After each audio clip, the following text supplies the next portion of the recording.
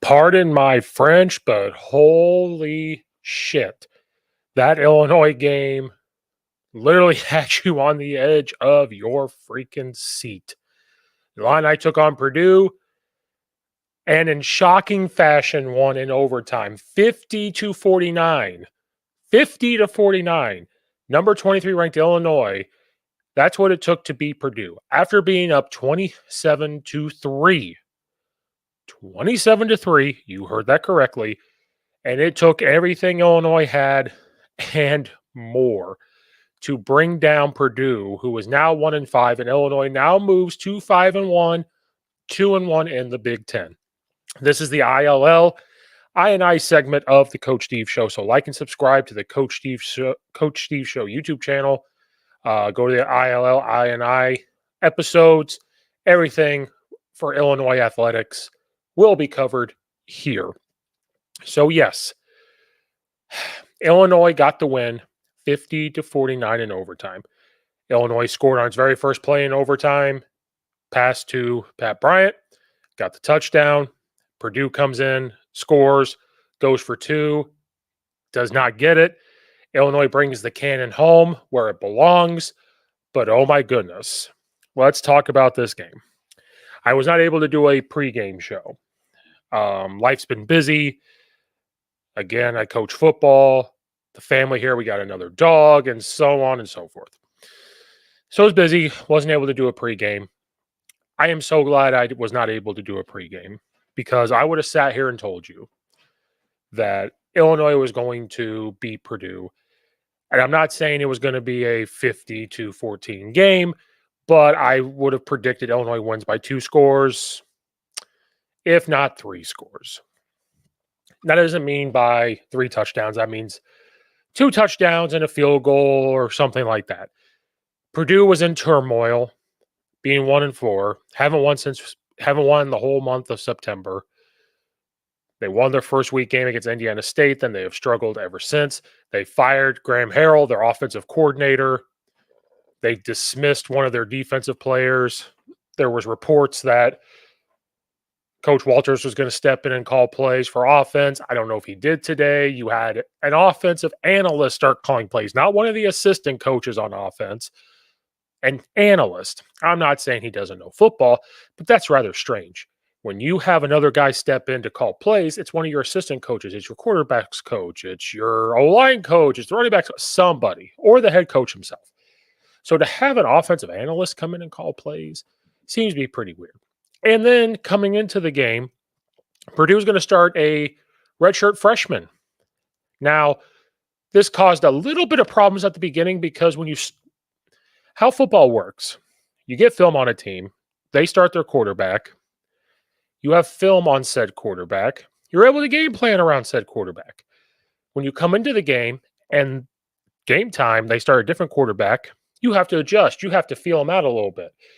Can he run? Can he pass? What's his strength? Where does he look to? Will he run out of the pocket? All those type of things. You got to feel the game out a little bit. But Illinois looked pretty good. They were up 27, they were up 24-3 at halftime. They come into the third quarter and hit a field goal. Now they're up 27-3. So you're feeling pretty good. I was feeling pretty good. Defense was giving up some plays, but again, I'm okay with that.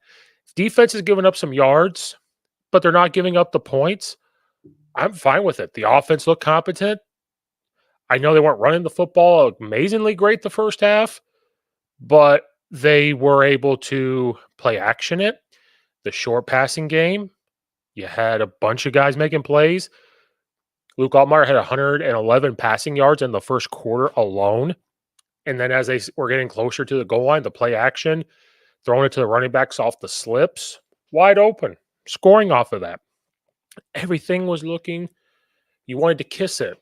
Chef's kiss. Like it was just lining up perfectly. And then all of a sudden, Illinois, for some reason in the second half, after that field goal, started to sleepwalk. And I'm not here to trash talk the coaches or anything like that. I'm just calling it what I see it. And I'm curious to hear what Brent Bielema has to say after the game. Then you give up as a defense 17 points in the third quarter. Then you give up 23 in the fourth quarter. Now, Illinois scores 16 in the fourth quarter. My goodness gracious. You got outscored by Purdue in the second half. Purdue came down and scored. And then got the onside kick. You were up by 5, 40-5. And then you don't get the onside kick. Those two guys, I have no idea what they were doing on an onside kick. They come down and score again. It's 41-40. They go for 2 and they get it. Now it's 40-3. Now I give Illinois credit. They had to make two or three big pass plays down the field. They almost had a touchdown on one of those, and they kicked the field goal and tie it up. So I will say this. That first half Illinois team, that looked like the number 23 ranked team in the country, and that looked like a team that was ready, poised to just continue to dominate the game. Purdue had really nothing going on. They had a couple run plays there with their quarterback, their freshman quarterback, but they had really nothing going on. And you're like, okay, that's why at the time, I wish I would have done a pregame, because I would have said all those things. I said, this defense is fast enough to keep up with the receivers. They got to slow down the run game. Purdue's in turmoil. You got to be like a shark smelling blood in the water, and you go get them. You just freaking latch onto them, and you do not let go. My goodness. The second half, after that field goal, the defense was like sleepwalking out there. They couldn't do anything. Every time they're in man, they couldn't tackle the quarterback in the backfield, and he would take off and run, get a first down. They allowed some big catches. They started to use Illinois' scheme against them and play action and slip a tight end or a running back out into the flat and able to hit him in stride and get big plays. That fumble for a score did not help. Purdue marched down and scored. Illinois gets the ball. Luke Altmaier's running with the ball out, trying to make a play. They poke it out, scoop it up, and score. And now you're like, uh-oh. And then in the fourth quarter, they just couldn't stop them. They could not stop them. Purdue had all the momentum. Illinois was just kind of, I know Carter wasn't in action for a while, but man, you were like, as a defense, it was like nothing was working. They were catching everything. The defensive players seemed like they were waiting for somebody else to do something, like somebody else to make a play.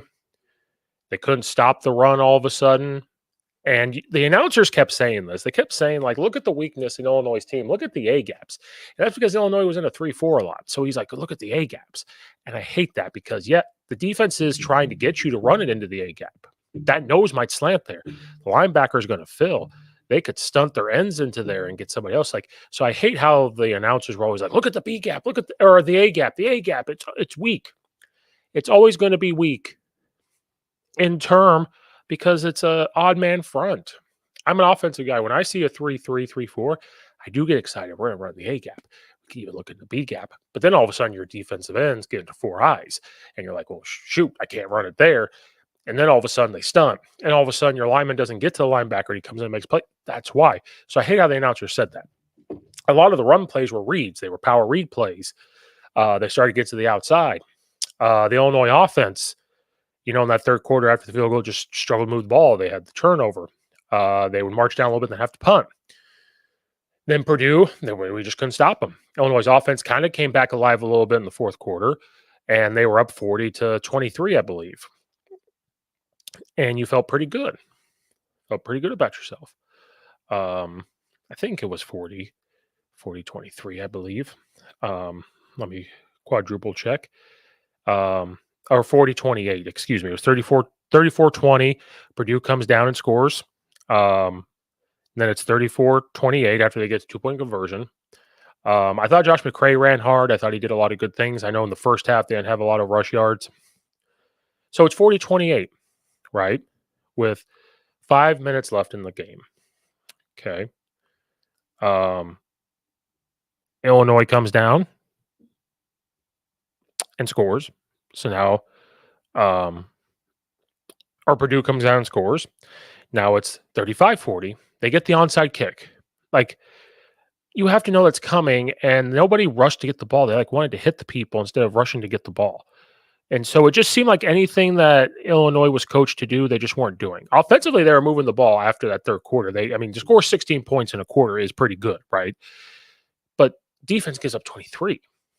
And so then you become worrisome here, like, hey, what is Purdue doing to us that's doing this? Well, Illinois is playing a lot of man concepts, and so they were running people off, have somebody open through the middle or cutting through the middle, a little bit of mesh concepts, little guys slipping out of the backfield with some motions and the heavy sets, and then their quarterback just took off. They had no answer. And so I'm sitting there going, why can't you put a spy on him? Well, then they went to zone. And when they went to zone, the quarterback scrambled. They didn't tackle him. He broke away, lobbed it right over on the corner route, and hit this guy in stride and just threw it right over our corner because the safety was taking somebody else. Somebody else was occupied. Corner was right there. I don't know. I was sitting there, and I'm not questioning Aaron Henry. He's way smarter than I am. They've done good things. But I was sitting there like, okay, at some point, there could be a spy put on him. At some point, is it a zone spy? Is it going to be a man spy? But and then a lot of arm tackles. I was watching it, and I'm like, man, and I tweeted it. I'm like, man, there's a lot of arm tackles going on here from Illinois. And so I just don't know if at halftime and they come down and it's, 27-3 at one point, and you're just sitting there going, okay, we got this. Like, literally, if you look at the play-by-play, it's 27-3. Jamal Henry, 53-yard touchdown pass, scores. Now it's 27-10. 16-yard fumble recovery. Now it's 27-17. Purdue comes down, hits a field goal. Or extra point, sorry. Now it's 27-17. They come down and hit a field goal near the end of the third quarter, 27-7. Now you're really like, oh my God, like, are we really about to lose Purdue? Luke Altmaier, 13-yard run. They marched down the field. He had to use his legs a lot. Now it's 34-20. You're feeling pretty good. And this is with 13-17 left in the game. With 10:31, so it only took him 3 minutes to come down. Jaron Gibbs, 8-yard touchdown pass, or touchdown catch. Now it's 34-28. That's with 10 minutes left. And these are just the scoring plays. I don't have the punts. With 5 minutes, like I said, with 5 minutes left, Josh McCray, 3-yard touchdown run, which was really good. They're up 40-28. Illinois goes with a 2-point conversion, doesn't get it. They had the penalty that pushed them really far back, and they chose to go for it anyway, almost had it. Now it's 40-28. You're still feeling pretty good about yourself. And then all of a sudden, the defense allows them to go on a little over 3-minute run. And then I've already repeated myself there, but man. And I know Purdue has some athletes. I know people at the preseason picked them, but like with all the turmoil going on, like when it's 27-3 after that field goal, you got to put your foot down and say, okay, we cannot be conservative still. We have to have the exact same game plan because Purdue at some point is going to have their back against the wall and you're going to say, hey, we have nothing to lose. And when we have nothing to lose, we're 1-4. You guys are 5-1. Most of our coaching staff coached with Coach Bielema. We got nothing to lose. Let's just go. Who cares, right? Like, yeah, you want to win and you want to compete, but then Illinois, you allowed them to give them life. Offensively, I'm not too worried. I know that the turnover really hurt. There was a couple times you wish they had longer sustaining drives, but they did score without the overtime. You score 40 points, 43 points. And so 43 points is a lot. And you're up. Like, the offense was doing its thing. Luke Altmaier was looking good, using his legs and using his arm. The run game could have been more what Coach Bielema wanted, but I thought Purdue was doing a good job of taking the run away. Their D-line was playing pretty good. And so I know Coach Bielema's no idiot. So if they're taking that away, you got to have something else. I thought the game plan and the play calling for the offense was fine. I thought the defensive play calling was fine, but it just seemed like the defensive players were like, well, we don't feel like tackling. Because Illinois, when they play man and they're doing these things, sometimes they got to rely on a lot of solo tackles, sometimes two-man tackles, but they were arm tackling. They weren't taking good angles. I didn't think they were as physical with the wide receivers unless it was a deep ball, and we did a pretty good job there at times. But those things weren't happening. And then they were there to tackle the quarterback, didn't tackle him. Times he did have more time than he should have, so the pressure there wasn't enough. And I don't have the complete full stats, so I would love to find out, if we how many sacks we got, if we had any sacks at all. But I mean, you allowed a redshirt freshman who only had like 19 passing yards in the first half to end up with 297. Good God, and 3 touchdowns. Like, good Lord. Luke Altmaier was 30 of 34, 379 yards. Rushing game, not the best, 177. I know Josh McCray, he finally showed up 2 rushing touchdowns. I was really glad to see him. His history of being banged up. 16 carries, 78 yards. Luke Altmaier had 10 carries. Some were scrambles for 60 yards. Luke Altmaier, 379 yards, 3 touchdowns. Pat Bryant has emerged as like the guy to be the receiver. And this is what I like about the offense. And the offense was clicking. He threw passes to everybody. Pat Bryant, 4 catches. Dixon, 2 catches. Sakari Franklin, 4 catches. Hank Beatty, 3. Josh McCray, 3. Arkin, 2. Valentine, 1. Adrian Lowry, 1. Pat Bryant, 104 yards. Dixon, 69 yards. Franklin, 60 yards. Beatty, 53 yards. Josh McCray, 46. Arkin, 25. Valentine, 15. Like, throwing it to a bunch of different people, and that's put pressure on a defense because who are they going to throw it to? Like, who are they going to decide to throw it to? So you have a hard time covering that. Josh McCray had a fumble, but he got it back. They got it back. Luke Altmaier had a fumble. Leading tackler was Rosick with 7 tackles, 5 solo tackles. I think, and 1 tackle for loss. 1 total sack. They give half sacks to 2 people. So he sacked him 1 time. And we gave up 5 sacks. Now, some of those were better defensive plays that I don't think it was necessarily the O-line having breakdowns. But Illinois did not. I don't think we forced a turnover, to believe it or not. No. I don't think we forced a turnover either, and that's not in Illinois' DNA. So in the defense, you're not forcing fumbles. You didn't get an interception, and it allows them to stay in the game. I feel like when I talk about Illinois, I'm talking about the Chicago Bears. The defense has to force turnovers. The defense has to have a turnover a game, I think, and in order to do that. So the defense, the question is, should we be worried because our next game is at home, sold out against Michigan? Now, I was all excited because I thought we'd beat Purdue, not like this. And I was pretty excited because I'm like, we have a shot to beat Michigan. We've played Michigan pretty well under Bielema, and so we have a chance to beat them.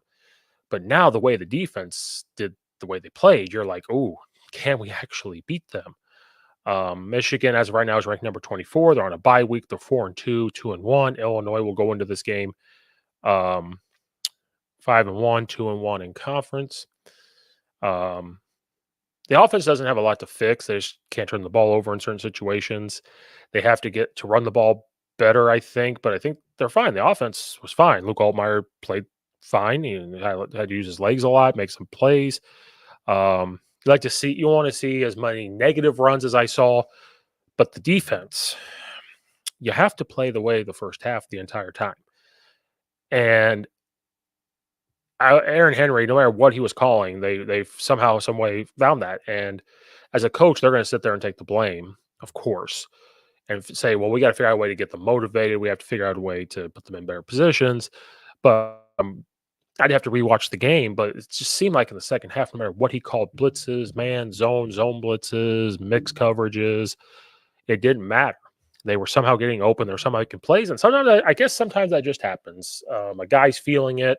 Adrenaline's pumping, and they're just going to make plays, and that's going to happen. But you have to be like, okay, we're about to play a Michigan team that probably has more athletes than Purdue.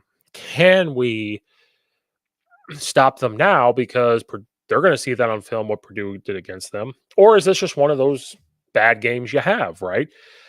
Teams are due for that, and there's teams that have bad games and they lose, and teams have bad games and they still win. And so for Illinois, having a bad defensive game God, this is the most points I think they've given up all year. And so to give up that many points to Purdue, the most points they've given up before that was Nebraska for 24. They didn't even let Penn State score more. They scored 21. So this is a little bit worrisome. Could have been the bye week. Should the defense have continued to play? If they didn't have the bye week, if this was right after Penn State game, would have been that? Maybe. Um, did the players themselves not adjust well because people think at halftime make these huge, huge adjustments? Not really. You don't have time. You don't have time. You could tweak some things, but you can't sit there and have like a whole new game plan. So I don't know if they just didn't so the coaches can adjust, but are the players mentally adjusting it? I know they're out one of their best defensive players, but like you got to get more pressure on the quarterback too. Like I think it just looked very slow. So is this a wake up call? So let me answer this. No, I don't think that we should panic quite yet. Now, if it happens again, yes, then you start to panic a little bit. Um, but the reason why you don't panic is because our offense was able to march down the field and do what they needed to do. Um, and then your defense showed up in the 2-point conversion that they would have won the game. So you let them come down and score to go to over, and then you score to go overtime. So the defense gave that up, but then they say, okay, we got to put our foot down somewhere, and they did it on that 2-point conversion. And so I don't think we panic because, again, if we're going to sit here and say like bend don't break, I think they broke a little bit, but it's complementary. You got to complement each other, complementary football. So the offense has to pick up the defense, and sometimes the defense has to pick up the offense. So as a total team win, you have to rely on the offense. And how often do we say that about Illinois football? They really have to rely on the defense a lot. Again, I feel like I'm talking about the Bears, but no, we don't panic. You just got to use this to those players and say, hey, this needs to be a wake up call. Like we're way better than Purdue, and we allowed this to happen. And with our schedule, Michigan, Oregon, like we can't allow that to happen again. Like use this, and they should probably show film clips of it and say, are you going to let this happen again? Like, are you going to prepare the way you did for this, or are you going to prepare better? Are you going to dig your heels in and fight and continue that? Then again, I mean, Michigan, Oregon, Minnesota, Michigan State, Rutgers, Northwestern. So they have a gauntlet here of these two games. Minnesota they play teams good or they don't. Michigan State's the same way. Rutgers is having a great year, but their schedule is not as tough. And then a rivalry game of Northwestern where anything can happen. So you have to dig your heels in and make that decision. Say, okay, we're 5-1. Do you feel like we should have won this game? Or how do you feel after this game? We're 5-1. We have an opportunity to do a lot of good things. Our next two opponents, we cannot afford mistakes we made. We cannot afford arm tackling. We can't afford to let guys get behind us. We can't afford to not read our keys and allow those guys to run those slip outs. Michigan's going to run a little bit of different offense, and Oregon's definitely going to run a different offense. But we cannot allow this to happen. But you have to take positives from it and say, okay, you made the big stop when you had to. The offense kept us in the game. They said, okay, defense, don't worry about it. That team's hot right now. We got you. Put you on your back. So that's a positive to see those guys grow. But yeah, holy shit. I was sitting there going, oh my God, we're going to lose to Purdue. Oh my God, we're going to lose to Purdue. And we shouldn't lose to Purdue because we should beat them by 3 scores. And so to get a win is awesome. To be 5-1, this happens in college football. And I'm glad. And another reason why I'm glad I didn't do a pregame is because I watched one of Brett Bielema's press conferences throughout the week, and one of the reporters was asking, like, what's your message to the team when you're about to play a team that is struggling? Before he came to finish the question, Coach Bielema was like, "Hey, I understand your question, but this is the Big Ten. It's college football. It's not the same as it was, back when he was at Wisconsin, and that they have a good coaching staff at Purdue, and you just never know." You just kind of never know what's going to happen in college football. And this was proof. And he was right. Like, we didn't think this would happen, especially after being up 27-3. You had no idea this was going to happen. And so I'm glad I didn't do a pregame because I would have said, yeah, he's saying that as a coach. You're going to say that to your players because I understand that I say that. And I also believe it. But I just thought that Illinois had better talent and was going to have a good game plan coming in and then the turmoil that Purdue was in. But I'm glad he said that because it came true. I'm sure I have not watched his press conference after this game, but I'm sure he's going to say that, like, hey, I like to fight in our team. I like to no quit in our team. And I guarantee he's going to say, but again, I told you, like this could happen. It's college football. You saw Vanderbilt beat Alabama. And so just you never know when those things are going to happen. And this was right here. You just kind of never know, especially when a team that has nothing to lose with their back against the wall and they just kind of say F it and go. This is what happens. Let's wrap it up. Glad Illinois won. They're 5-1. I don't know if they're going to move up in the rankings much. I might say exactly where they are. Next week they're going to host Michigan. It's a primetime 2:30 on CBS. I believe the game is sold out, which is awesome. As of right now, Illinois is ranked number 20, or Michigan's ranked number 24, so they're going to be pretty closely ranked. I'm really excited for that. I think this is a good wake-up call out of the bye week and to fix everything coming in. Because I don't want to say that Illinois was overlooking it towards Michigan, especially because of how they were up on them. If this was back and forth the whole game, you would start to think that way. So I don't know if it crept into the players' minds after halftime, like, okay, we got this. Michigan's coming up. It's a big time game. It's defending national champions. It's a big time game for the program. They're honoring the 100 years of opening up Memorial Stadium for Illinois. So it's a big time game. So I don't know if they quite overlooked them, but I don't know. You don't know unless you're in the minds of those kids. So I'm glad Illinois won. They move on to Michigan. They are 5-1. It's good to be an Illinois fan. No matter how ugly the win was, a win's a win, right? That's a win is a win. The win could have been 3-0 and say, well, you should have scored 40, but you won 3-0. A win is a win. They'll look back and just look at the win and loss record. A win's a win. So this is an episode of the ILL INI segment. Excuse me.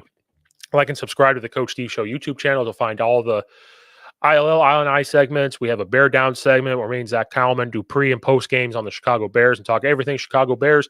I have interviews from college and high school football coaches from all over the country. Like I said, from high school all the way up to the Division I, Power 5, all the way in between. There's football coaching stuff.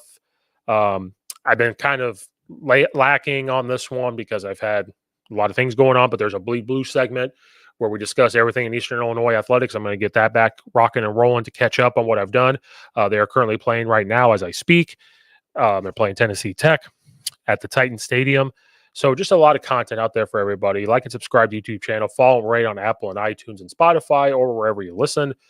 Follow on X, Instagram, TikTok. All the stuff's in the description below. Leave a comment in the comment section down below if you're an Illinois fan. What did you think about this game? Should we be worried about the Illinois final line? Give me your thoughts in the comments down below. So thanks everybody for watching and or listening. This is Coach Steve, and I'll see you guys next time.